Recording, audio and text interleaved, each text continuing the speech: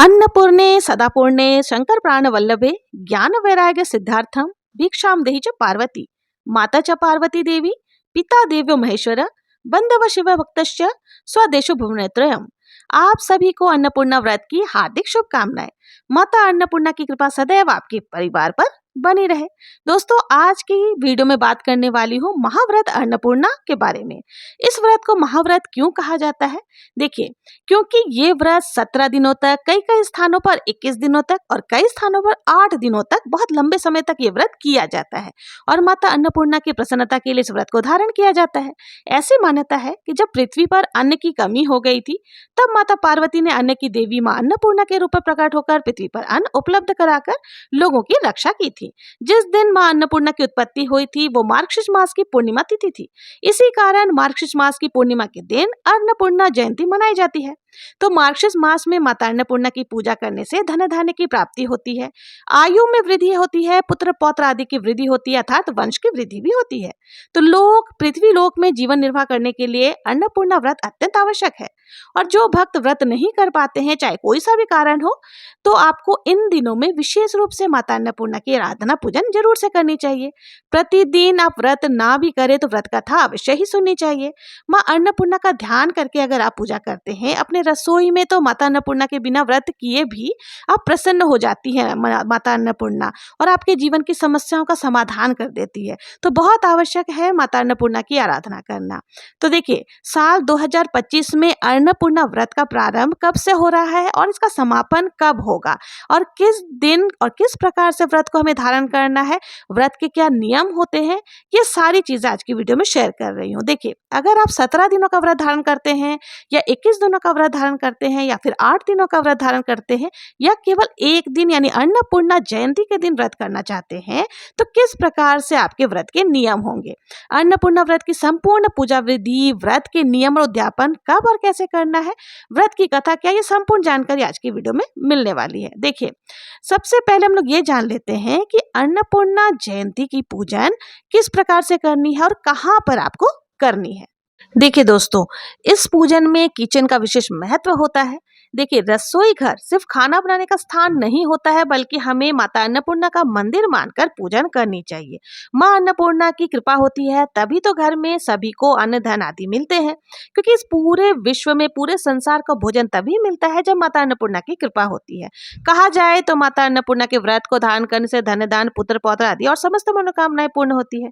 माता अन्नपूर्णा पार्वती माता का ही स्वरूप मानी जाती है। शास्त्रों में इस प्रकार की कथा आती है कि एक बार जब पूरी धरती पर अकाल पड़ गया, धरती बंजर हो गई, खाने पीने के सामान की कमी हो गई, तब धरती के प्राणी भूख से व्याकुल हो उठे और सभी लोग भोलेनाथ के पास जाकर प्रार्थना करने लगे। तब भगवान शिव ने माता पार्वती से प्रार्थना की और माता पार्वती ने अन्नपूर्णा का स्वरूप धारण करके भगवान भोलेनाथ एक भिखारी का रूप धारण करके माता अन्नपूर्णा से भिक्षा मांगने के लिए गए। तब माता अन्नपूर्णा ने भोलेनाथ को भिक्षा में कुछ अन्न दिए। भोलेनाथ ने उस अन्न को जब माता पार्वती ने भिक्षा में दिए थे, उसे सारे पृथ्वी लोक में रह रहे प्राणियों में बांट दिया। तब कहीं जाकर के इस समस्या का समाधान हुआ।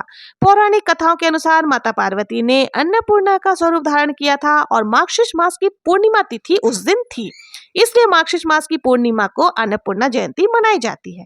अघन मास में माता अन्नपूर्णा के निमित्त व्रत आदि धारण किए जाते हैं, उनकी पूजा की जाती है। तो देखिए, अन्नपूर्णा जयंती के दिन अन्नपूर्णा माता की पूजन आप चाहें तो दिन में भी कर सकती हैं, या फिर आप जो है अपने घर के मंदिर में या फिर आप किचन में कर सकते हैं। लेकिन सबसे ज्यादा महत्वपूर्ण होता है इसमें किचन का चूल्हा, यानी गैस चूल्हा हो या फिर मिट्टी का चूल्हा हो, जो भी हो, उनकी हमें विशेष रूप से पूजन करनी चाहिए। क्योंकि चूल्हा हमारे देखिए पेट से संबंधित होता है, हमारे स्वास्थ्य से संबंधित होता है। हमारा घर का जो भी सुख समृद्धि ऐश्वर्य होती है वो हमारे किचन में ही समाहित होती है। तो हमें सबसे पहले किचन में माता अन्नपूर्णा का मंदिर मान करके पूजन करनी चाहिए।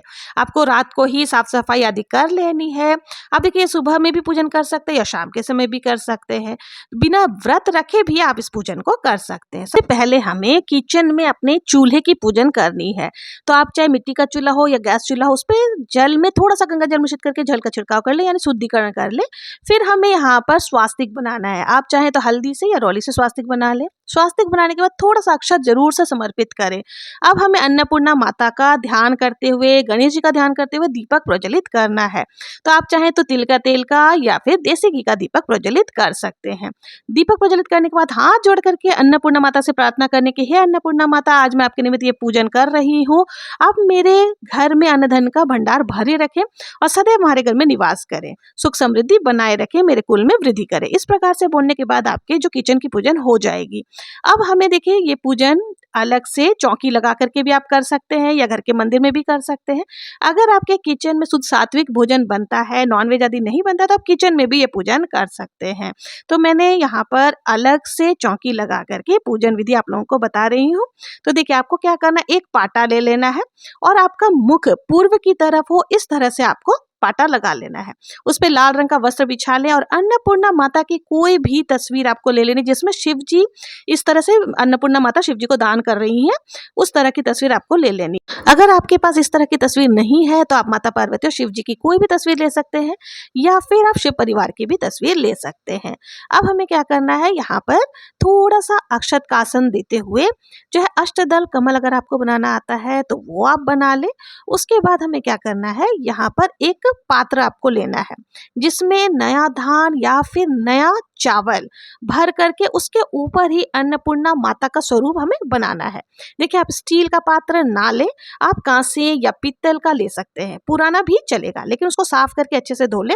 इसके बाद देखिए अगर आपके पास अन्नपूर्णा माता की कोई मूर्ति है तो आप इन चावलों के ऊपर उन्हें विराजमान करेंगे, और यदि आपके पास मूर्ति नहीं है तो आप एक सुपारी आपको ले लेनी है, उसके ऊपर कलावा को कुछ इस तरह से लपेट करके सुपारी जो है वो आपको नजर ना आए, इस तरह से हमें कलावा लपेट लेना है और इन्हें ही हम अन्नपूर्णा माता का स्वरूप मानते हुए पूजन करेंगे। तो अक्षतों को हमने पूरा इस पात्र में भर लेना है, इसके ऊपर हम माता अन्नपूर्णा को विराजमान कर देंगे। और देखिए माता अन्नपूर्णा के हाथ में चमचा होता है, यानी कि चम्मच होता है, तो कोई सा भी आप देखिए अगर आपके पास कोई नया चम्मच है तो वो ले सकते हैं, नहीं है तो अगर आपके पास चांदी की या फिर और कोई है तो वो आप ले सकते हैं।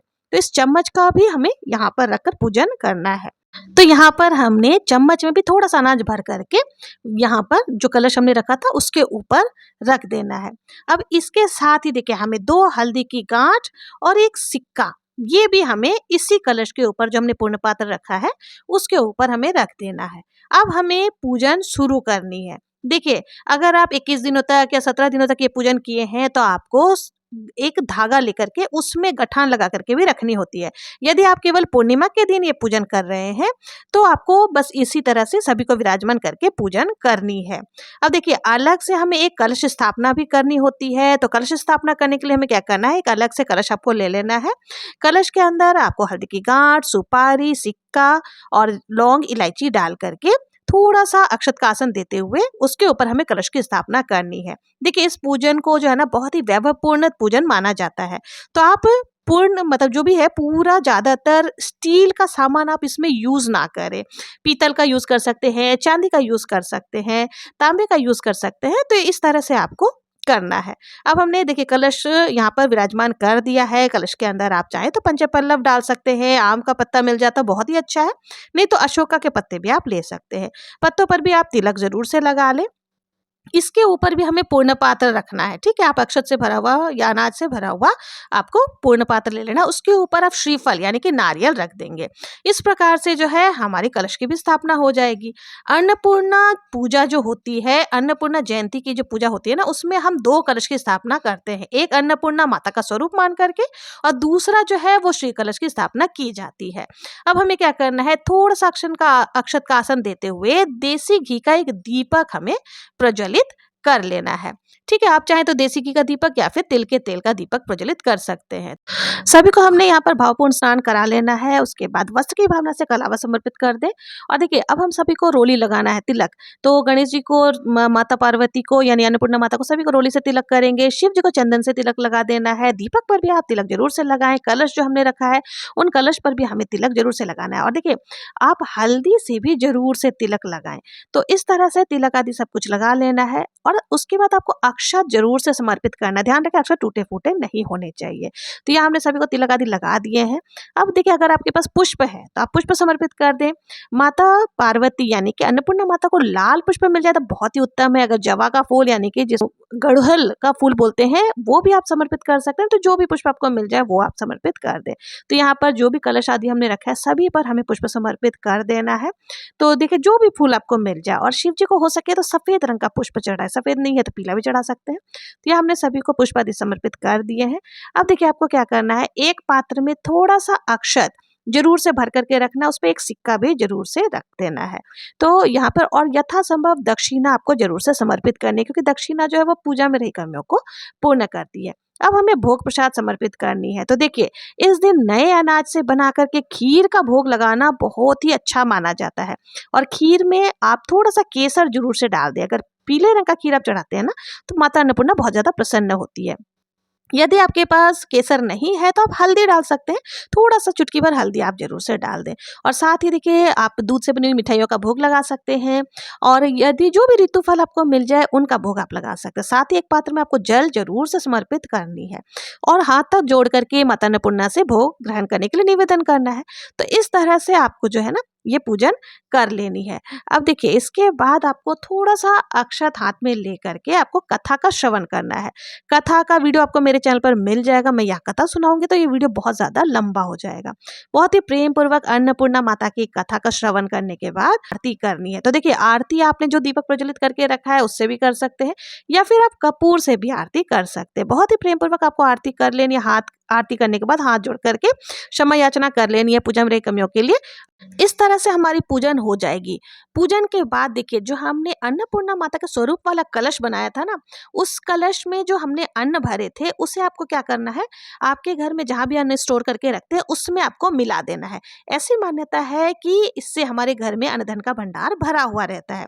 और जो हमने श्री कलश बनाया था उसके जल को पूरे घर में छिड़काव करना है। पुष्प आदि जो चढ़ाए थे उन सब का हमें विसर्जन कर देना है। उसके बाद देखिए जो भी भोग प्रसाद चढ़ाए थे वो परिवारजन में बांट करके खा सकते हैं। और अगर आपने 21 गठान या 17 गठान वाला धागा बनाया है तो उसे एक दिन कम से कम अपने हाथ में जरूर से धारण करें, या फिर आप चाहे तो 1 महीना भी धारण करके रख सकते हैं। इस और जो तस्वीर है उनको यथास्थान पर आपको विराजमान कर देना है।